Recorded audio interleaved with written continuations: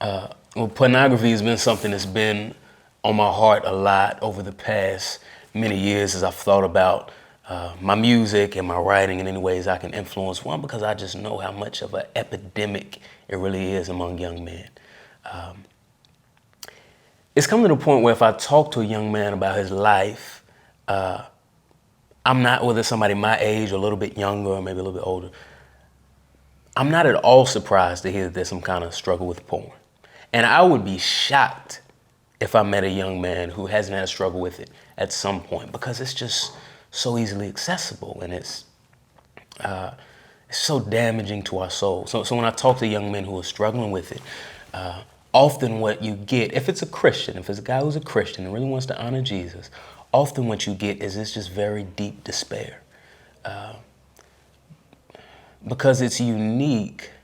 It's a unique sin, even unique to other sexual sins, because you don't, at this point, have to go anywhere to indulge in it. You don't have to make a long series of bad decisions to fall into it. It can just be very easy in your pocket at any moment. There's often this kind of despair, feeling they're imprisoned by their sin, feeling they want to fight it. They felt like it was good for a week.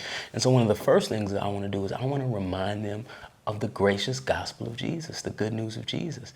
That, hey, you could have looked at porn every day for the last 500 days, and Jesus has not run out of grace. That same cross that you heard about the first time is the same cross that can forgive you now. The second thing I want to do is I want to press into their heart the seriousness of that sin.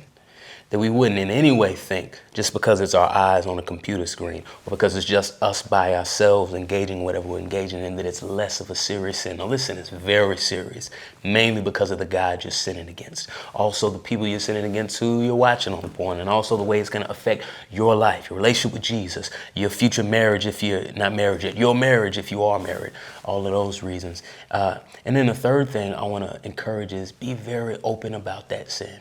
The biggest mistake I think that so many people make because of embarrassment, and though we wouldn't want to admit it, our love for that sin is we don't want to expose ourselves to other people. But when we refuse to expose that sin, what we're really saying is, instead of killing this sin, I'm going to coddle it. Instead of fighting this sin, I'm going to protect it, and I'm going to leave it over here in the dark where it can keep surviving and keep growing and go deep into my heart. If we want to kill that sin, we have to expose it. We have to bring other people in and confess that sin very regularly.